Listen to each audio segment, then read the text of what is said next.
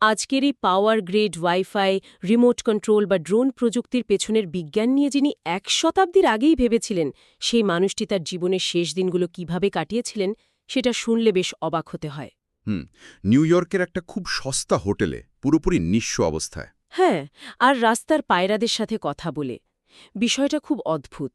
আজ এমন একজন মানুষের মস্তিষ্ক নিয়ে আলোচনা হবে, যাকে ইতিহাসের অন্যতম সেরা কিন্তু সম্ভবত সবচেয়ে ভুল বোঝা বিজ্ঞানী বলা যায়। ঠিক বলেছেন। আর এই আলোচনার মূল লক্ষ্য কিন্তু কেবল তার আবিষ্কারগুলোর একটা তালিকা পড়ে শোনারও নয়। একদমই না। বরং সেই আবিষ্কারগুলো কিভাবে কাজ করত, তার অদ্ভুত স্বভাবগুলোর পেছনে বিজ্ঞান বা যুক্তি কী ছিল, এবং কেন এত বড় একজন জিনিয়াসকে শেষ বয়সে এসে এমন করুণ পরিণতির শিকার হতে হলো, তার একটা পূর্ণাঙ্গ চিত্র তুলে ধরাই আমাদের উদ্দেশ্য। একদম। টেসলার এই অসাধারণ জীবনের শুরুটা বুঝতে হলে আমাদের ফিরে যেতে হবে ১৮৫৬ সালে ক্রোয়েশিয়ার, মানে তৎকালীন অস্ট্রিয়ান সাম্রাজ্যের স্মিলজান নামের ছোট্ট একটা গ্রামে। আর মজার ব্যাপার হল, বিদ্যুতের এই জাদুকারের প্রথম আকর্ষণ কিন্তু বিদ্যুৎ ছিল না। ছিল জল। হ্যাঁ, চারপাশের প্রকৃতির অবিরাম বয়ে চলা জলের প্রবাহ তাকে আক্ষরিক অর্থে সম্মোহিত করে রাখত। টেসলার আত্মজীবনী পড়লে বেশ ভালোভাবে বোঝা যায় শৈশবে প্রকৃতির এই শক্তিগুলো, মানে বিশেষ করে জলের গতিবিদ্যা বা ফ্লুইড ডাইনামিক্স, তাকে কতটা গভীরভাবে প্রভাবিত করেছিল। তিনি স্মিলজানের নদীতে একটা খুব সাধারণ কাঠের চাকা তৈরি করেছিলেন, যেটা নদীর জলের স্রোতে ঘুরত। রাইট। কিন্তু এটা কোনো সাধারণ শিশুর খেলা ছিল না। তিনি ঘন্টার পর ঘন্টা বসে দেখতেন কিভাবে জলের একটানা ধাক্কা একটা স্থির বস্তুকে ক্রমাগত ঘুরিয়ে চলেছে। এটাই ছিল তার মনের ভেতর ইঞ্জিনিয়ারিংয়ের প্রথম বীজ। আর জলের সাথে তার সম্পর্কটা কেবল ওই পর্যবেক্ষণের মধ্যেই সীমাবদ্ধ ছিল না। এটা ছিল বেশ রোমাঞ্চকর এবং রীতিমতো ভয়ঙ্কর। হ্যাঁ, বেশ কয়েকবার তো মৃত্যুর মুখ থেকে ফিরে এসেছিলেন। আত্মজীবনীতে তিনি এমন কিছু ঘটনার কথা বলেছেন, যেগুলো শুনলে মনে হয় তিনি হয়তো বাঁচতেনই না। একবার তিনি নদীর জলের নিচে থাকা একটা পুরনো স্থাপনার কাঠের কাঠামোর নিচে আটকে গিয়েছিলেন। ঘটনাটা শিউরে ওঠার মতো। তিনি জলের নিচে সাঁতার কাটছিলেন, আর হঠাৎ বুঝতে পারেন তিনি বেরোতে পারছেন না। বাপরে! নিদারুণ শ্বাসকষ্ট শুরু হয়। জলের প্রচণ্ড চাপে তার প্রায় মারা যাওয়ার উপক্রম। প্রথম দুবার তিনি মরিয়া হয়ে ওঠার চেষ্টা করেন, কিন্তু তার মাথা ওপরের কাঠের বিমের সাথে সজোরে ধাক্কা খায়। আর ঠিক সেই চরম মুহূর্তে, মানে যখন ফুসফুস ফেটে যাওয়ার জোগাড়, তিনি খেয়াল করলেন জলের পৃষ্ঠে আর কাঠের তক্তার মাঝখানে খুব সামান্য একটু ফাঁকা জায়গা আছে। তিনি কোনো মতে সেখানে নাক ভাসিয়ে বাতাস নিয়ে সে যাত্রায় বেঁচে ফেরেন। কিন্তু এখানেই শেষ নয়। পড়াশোনার সময় একবার একটা বাঁধের কাছে প্রবল জলের তোড়ে তিনি ভেসে যাচ্ছিলেন। হ্যাঁ, সেই ঘটনাটাও তার জিনিয়াস মস্তিষ্কের এক অদ্ভুত উদাহরণ। বাঁধের দিকে প্রবল স্রোতে ভেসে যাওয়ার সময় যখন তিনি প্রায় হাল ছেড়ে দিচ্ছিলেন, ঠিক তখনই তার মনের পর্দায় একটা ফ্ল্যাশ অফ লাইটের মতো, মানে আলোর ঝলকানির মতো ভেসে ওঠে হাইড্রোলিক চাপের সূত্র। একটু দাঁড়ান, থামাই আপনাকে। মানে ভেসে যাওয়ার সময় মৃত্যুর মুখোমুখি দাঁড়িয়ে একজন মানুষের মাথায় পদার্থবিজ্ঞানের সূত্র আসছে। অবিশ্বাস্য মনে হলেও টেসলার মস্তিষ্ক আসলে এভাবেই কাজ করত। তিনি বুঝতে পারেন যে গতিশীল তরলের চাপ তার উন্মুক্ত এলাকার সমানুপাতিক। সোজা কথায়, স্রোতের বিপরীতে শরীর আড়াআড়ি থাকলে জলের চাপ বেশি লাগবে, আর শরীরটাকে স্রোতের সমান্তরালে বাপাস ফিরিয়ে দিলে জলের চাপ কমে যাবে। তিনি ঠিক সেটাই করলেন। স্বয়ংক্রিয়ভাবে নিজের শরীরকে পাশ ফিরিয়ে জলের চাপ কমিয়ে দিলেন এবং স্রোতের ধাক্কা এড়িয়ে প্রাণে রক্ষা পেলেন। বিষয়টা ভাবলেই গায়ে কাঁটা দেয়। তবে জলের সাথে তার এই বোঝাপড়ার সবচেয়ে দারুণ গল্পটা হল শহরের ফায়ার পাম্প উদ্বোধনের দিনের ঘটনাটা। ও হ্যাঁ, চমৎকার একটা ঘটনা। নতুন পাম্প বসানো হয়েছে, শহরের সব গণ্যমান্য ব্যক্তিরা উপস্থিত। কিন্তু পাম্প চালু করার পর দেখা গেল এক ফোঁটাও জল বেরোচ্ছে না। সবাই যখন হতাশ এবং বিরক্ত, তখন ৭ বছরের ছোট্ট টেসলা নদীতে ঝাঁপ দিলেন। কারণ তিনি বুঝতে পেরেছিলেন সমস্যাটা মেশিনে নয়, বরং জলের পাইপে। একদম, পাইপের একটা জায়গায় ভাঁজ বা কিঙ্ক পড়ে জল আটকে ছিল। তিনি সেটা সোজা করে দেন, আর অমনি প্রবল বেগে জল বেরিয়ে এসে উপস্থিত সব কর্মকর্তাদের ভিজিয়ে দেয়। আমি যদি বিষয়টাকে আজকের দিনের প্রেক্ষাপটে বলি, বলুন। এটা এমন যেন কোনো শিশু কোডিং না শিখেই নিজের সহজাত বুদ্ধি দিয়ে কম্পিউটারের একটা খুব জটিল বাগ ঠিক করে ফেলেছে। যেখানে বড় বড় ইঞ্জিনিয়াররা হাতড়ে বেড়াচ্ছে। খুব সুন্দর একটা তুলনা দিয়েছেন। আর এখানে সবচেয়ে আকর্ষণীয় বিষয় হলো এই যে জলের প্রবাহ, চাপ এবং বাধা নিয়ে শৈশবের এই ব্যবহারিক ও ভয়ঙ্কর অভিজ্ঞতাগুলো, এগুলোই টেসলার মস্তিষ্কে ফ্লো বা প্রবাহের গভীর বোঝাপড়া তৈরি করেছিল। রাইট। এই স্বজ্ঞাত জ্ঞানই পরবর্তীতে তাকে অল্টারনেটিং কারেন্ট বা এসি মোটরের মতো জটিল বিষয় বুঝতে সাহায্য করেছিল। এই বিষয়টা একটু ভেঙে বলবেন, মানে জলের প্রবাহের সাথে এসি কারেন্টের সম্পর্কটা ঠিক কোথায়? অবশ্যই। ধরুন ডিরেক্ট কারেন্ট বা ডিসি হলো একটা পাইপ দিয়ে একদিকে একটানা জল বয়ে যাওয়া। হুম। আর অল্টারনেটিং কারেন্ট বা এসি হলো সেই পাইপের জলকে খুব দ্রুত সামনে এবং পেছনে ধাক্কা দেওয়া। টেসলা যেহেতু ছোটবেলা থেকেই জলের স্রোত এবং ঘূর্ণন নিয়ে ভেবেছেন, তিনি কোনো প্রোটোটাইপ ছাড়াই মনের পর্দায় এসি মোটরের নিখুঁত নকশা তৈরি করতে পারতেন। অসাধারণ। তিনি কল্পনা করতে পেরেছিলেন কিভাবে কারেন্টের এই সামনে পেছনে স্লশিং বা ধাক্কা দেওয়াকে কাজে লাগিয়ে একটা চুম্বকীয় ক্ষেত্র তৈরি করা যায় যা মোটরকে ঘোরাবে। আর এই শারীরিক অসুস্থতা ও কল্পনা শক্তির অদ্ভুত মিশ্রণ তার সারা জীবন ধরেই ছিল। সোর্সগুলো ঘাঁটতে গিয়ে আর একটা চমৎকার তথ্য সামনে এসেছে। কলেরার বিষয়টা? হ্যাঁ, যৌবনে তিনি একবার কলেরায় আক্রান্ত হয়ে মৃত্যুর কাছাকাছি চলে গিয়েছিলেন। মাসের পর মাস বিছানায় পড়েছিলেন। তখন স্থানীয় লাইব্রেরি থেকে তাকে কিছু বই এনে দেওয়া হয়। তার মধ্যে মার্ক টুয়েনের লেখা কিছু বই ছিল। টেসলা নিজেই বলেছেন, টুয়েনের সেই রসবোধ এবং লেখার ধরন তাকে এতটাই মুগ্ধ করেছিল যে তিনি যেন নতুন করে বাঁচার প্রেরণা পান এবং ধীরে ধীরে সুস্থ হয়ে ওঠেন। এবং মজার ব্যাপার হলো অনেক বছর পর আমেরিকায় এসে টেসলা যখন বিখ্যাত বিজ্ঞানী, তখন মার্ক টুয়েনের সাথে তার খুব ভালো বন্ধুত্ব হয়। টুয়েন প্রায় টেসলার ল্যাবরেটরিতে আসতেন। সত্যি অদ্ভুত যোগাযোগ। রাইট। এই স্রোতস্বিনী জলের শক্তিকে কিভাবে কাজে লাগানো যায়, সেই শৈশবের ভাবনা থেকেই টেসলা স্বপ্ন দেখেছিলেন নায়াগ্রা জলপ্রপাত থেকে বিদ্যুৎ উৎপাদনের। কিন্তু সেই স্বপ্ন পূরণের পথে সবচেয়ে বড় বাধা হয়ে দাঁড়ালেন সেই সময়ের আর এক কিংবদন্তি, টমাস আলভা এডিসন। হ্যাঁ, আর এখান থেকেই শুরু হয় ইতিহাসের সেই বিখ্যাত ওয়ার অব দ্য কারেন্টস বা বিদ্যুতের যুদ্ধ। টেসলা আমেরিকায় এসে এডিসনের কোম্পানিতে যোগ দেন। এডিসন তখন তার ডিরেক্ট কারেন্ট বা ডিসি সিস্টেম নিয়ে পুরো আমেরিকায় ব্যবসা ফাঁদার চেষ্টা করছেন। রাইট। কিন্তু এডিসনের এই ডিসি সিস্টেমের বেশ কিছু মারাত্মক প্রযুক্তিগত সীমাবদ্ধতা ছিল, তাই না? সীমাবদ্ধতাগুলো ছিল বিশাল। ডিসি কারেন্ট একই ভোল্টেজে উৎপাদিত হয়ে সরাসরি গ্রাহকের কাছে পৌঁছাত।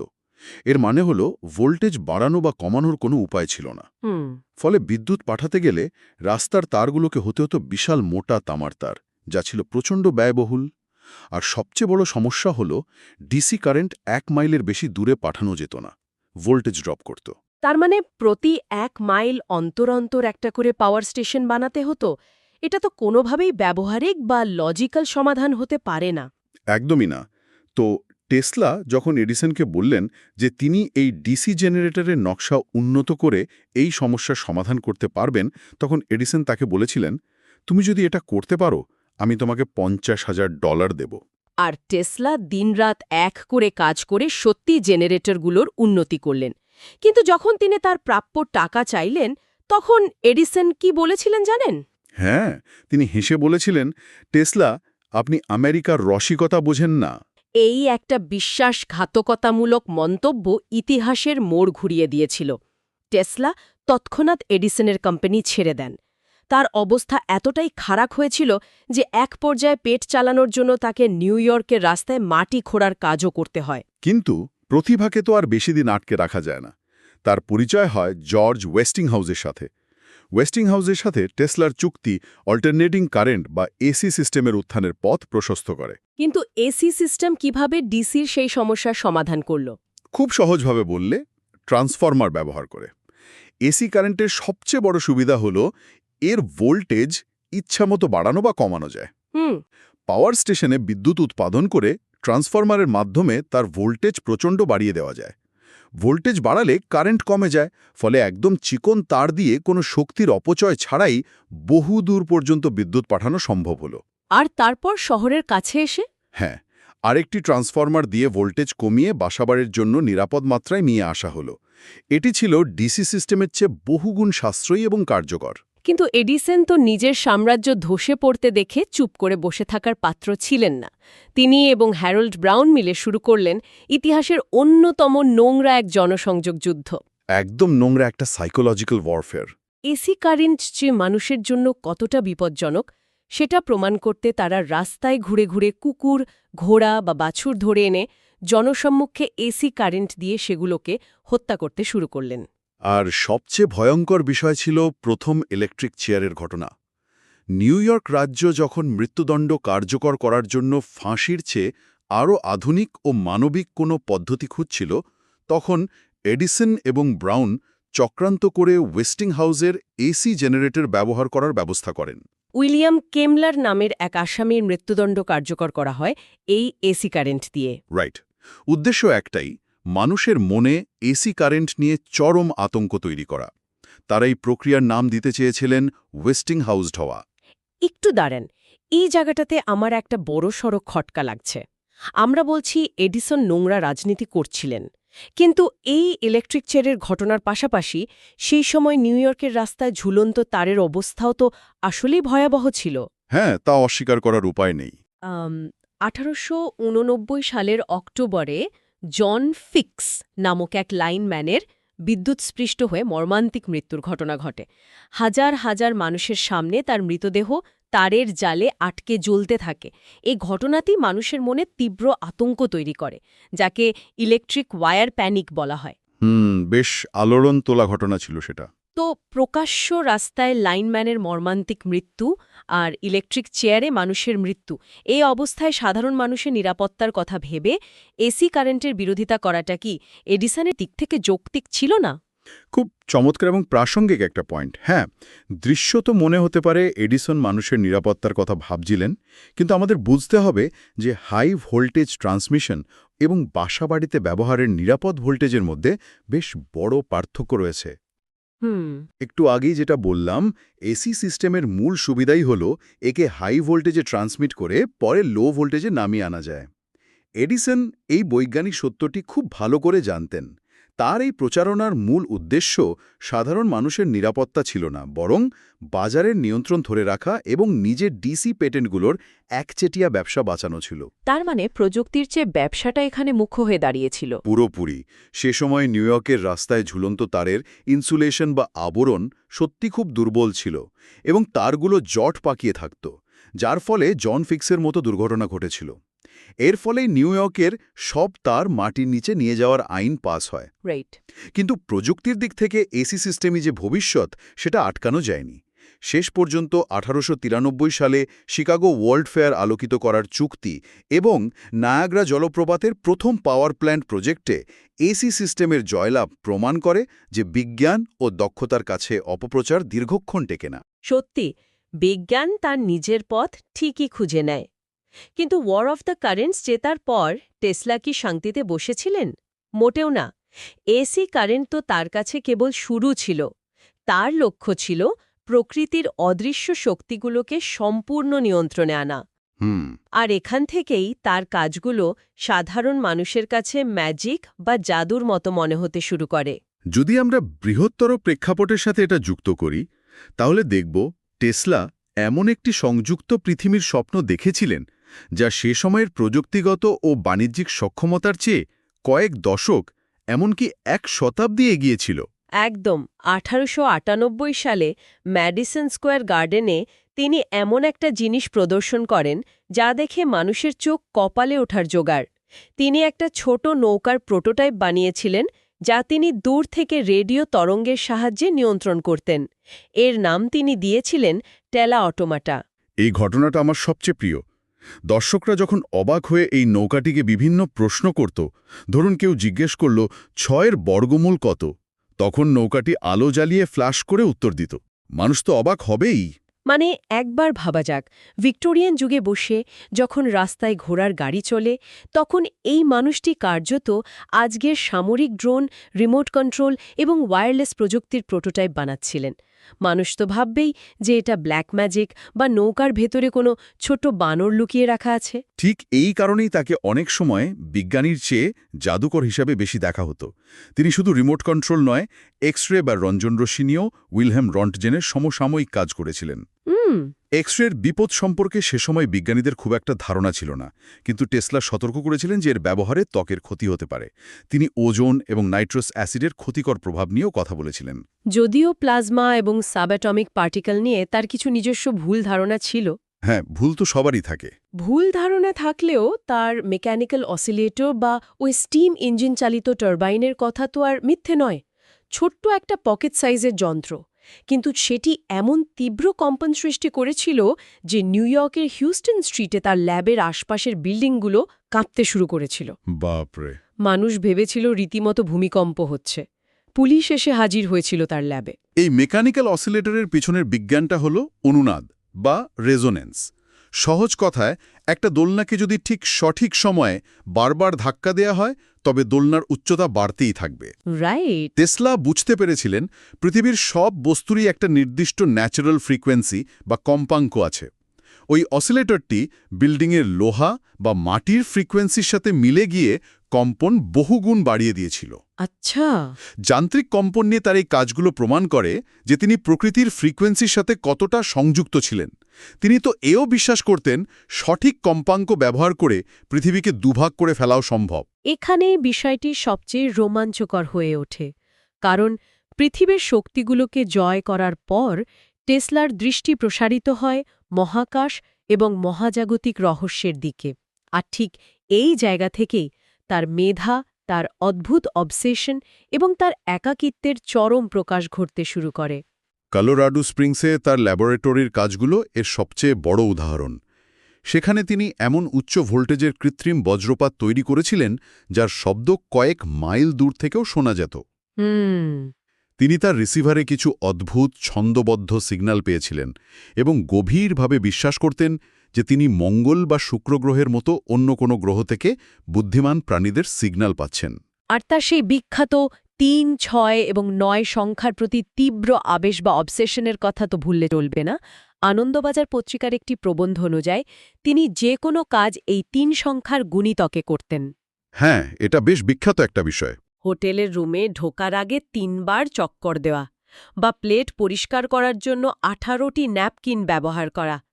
তিনি বিশ্বাস করতেন এই ৩টি সংখ্যার ক্ষমতা জানলেই বিশ্ব ব্রহ্মাণ্ডের চাবি হাতে পাওয়া যাবে। এটি একটি গুরুত্বপূর্ণ প্রশ্ন সামনে নিয়ে আসে। টেসলা কি সত্যি প্রকৃতির এমন কোনো গাণিতিক প্যাটার্ন বা ফ্রিকোয়েন্সি ধরতে পেরেছিলেন যা আধুনিক বিজ্ঞান আজও পুরোপুরি বোঝেনি? কে জানে। নাকি মাত্রাতিরিক্ত পরিশ্রম, তীব্র একাকিত্ব এবং দিনের পর দিন না ঘুমিয়ে কাজ করা তার স্নায়ুকে দুর্বল করে দিয়েছিল? কারণ তিনি বিশ্বাস করতেন মহাবিশ্ব মূলত একটা বিশাল যন্ত্র যা নির্দিষ্ট কম্পাঙ্কে চলে। ৩, ৬ এবং ৯কে তিনি হয়তো সেই যন্ত্রের নোট পয়েন্ট হিসেবে দেখেছিলেন। তার চিন্তাভাবনাগুলো তো সায়েন্স ফিকশনকেও হার মানায়। তিনি আবহাওয়া নিয়ন্ত্রণ করার কথা ভেবেছিলেন, মরুভূমিতে বিশাল হ্রদ সৃষ্টির স্বপ্ন দেখেছিলেন। কিন্তু এই স্বপ্নগুলোর পাশাপাশি তার ব্যক্তিগত জীবন ছিল একেবারে শূন্য। একদমই তাই। তিনি বিজ্ঞানের প্রতি পূর্ণ মনোযোগ দেওয়ার জন্য জীবনে কখনো বিয়ে করেননি। নারী সঙ্গ থেকে নিজেকে স্বেচ্ছায় দূরে সরিয়ে রেখেছিলেন। তিনি বলতেন বিয়ে করলে বা আবেগে জড়ালে তার গবেষণায় ব্যাঘাত ঘটবে। তার জীবনে কোনো পরিবার ছিল না, ছিল কেবল তার কাজ। আর তার এই একাকী জীবনের সবচেয়ে বড় স্বপ্নভঙ্গের কারণ ছিল ওয়ার্ডেনক্লিফ টাওয়ার। এই প্রজেক্টটা তিনি চেয়েছিলেন নিউ ইয়র্কে একটা বিশাল টাওয়ার নির্মাণ করে সারা বিশ্বে তারবিহীন বা ওয়্যারলেস মাধ্যমে বিনামূল্যে বিদ্যুৎ এবং তথ্য সরবরাহ করতে। মানে তিনি গোটা পৃথিবীকে একটা বিশাল এনার্জি গ্রিড বানাতে চেয়েছিলেন। কিন্তু এখানেই তো পুঁজিবাদের সাথে তার সংঘাতটা বাধে।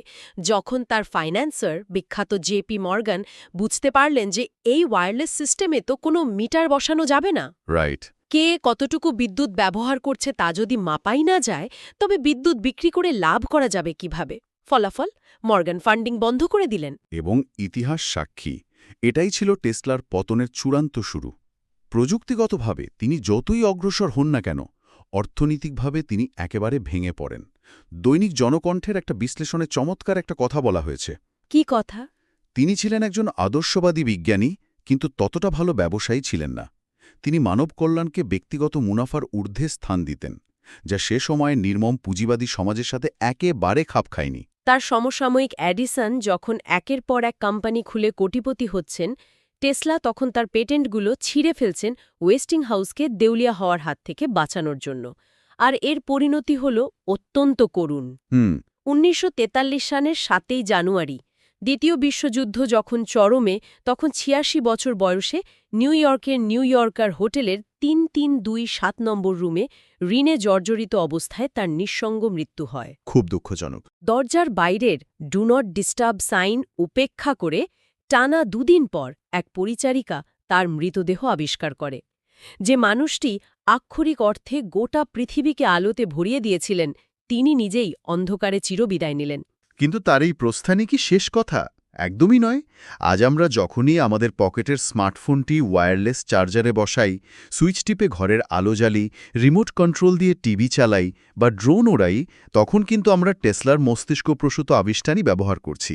একদম ঠিক। তার জীবন আমাদের শেখায় যে কেবল যুগান্তকারী আইডিয়া থাকলেই হয় না, সেটিকে মানব সমাজের জন্য টিকিয়ে রাখার জন্য বাস্তবসম্মত প্রয়োগ এবং কিছুটা বাণিজ্যিক বোধও জরুরি। বিজ্ঞান চিন্তা পত্রিকার ভাষায় বলতে গেলে তিনি ছিলেন বিদ্যুৎ যুগের নিঃস্বস্থপতি। ঠিক তাই। তার আবিষ্কার ছাড়া আজকের এই আধুনিক সভ্যতার কল্পনা করাও অসম্ভব। আর আজকের এই গভীর বিশ্লেষণ শেষে একটা চিন্তা বারবার ঘুরপাক খাচ্ছে। কি চিন্তা? যদি সেই সময়ে ওয়ার্ডেনক্লিফ টাওয়ারের ফান্ডিং বন্ধ না হতো, জেপি মর্গান যদি মুখ ফিরিয়ে না নিতেন, তবে কি আজ থেকে ১ শতাব্দী আগেই মানবজাতি বিনামূল্যে তারবিহীন বিদ্যুৎ পেয়ে যেত? বেশ ইন্টারেস্টিং প্রশ্ন। নাকি এটি পদার্থবিজ্ঞানের বাস্তবতায় অসম্ভব একটা ইউটোপিয়ান স্বপ্ন ছিল, যা পুঁজিবাদী সমাজের স্বার্থের কাছে নির্মমভাবে পিষ্ট হয়েছিল? হয়তো এই প্রশ্নের নিশ্চিত উত্তর জানার জন্য বিজ্ঞান ও সমাজ ব্যবস্থার আরও কয়েক দশক বিবর্তনের অপেক্ষা করতে হবে। হয়তো। কিন্তু যাওয়ার আগে সেই ছোটবেলার স্মিলজানের স্রোতস্বিনী নদীর কথা একবার ভাবা যাক। নদীর সেই অবিরাম জলের ধারা যেমন কখনো থামে না, টেসলার রেখে যাওয়া উদ্ভাবনী শক্তির অদৃশ্য স্রোতও তেমনি মানব সভ্যতাকে অনন্তকাল ধরে এগিয়ে নিয়ে যাবে। আজকের মতো আমাদের এই ডিপ ডাইভ এখানেই শেষ হচ্ছে। নতুন কোনো রোমাঞ্চকর তথ্য আর অজানা গল্প নিয়ে আবারও কথা হবে। ঠিক ততদিনের জন্য চারপাশে লুকিয়ে থাকা অদৃশ্য শক্তিগুলোকে একটু নতুন চোখে দেখার চেষ্টা চলতে থাকুক।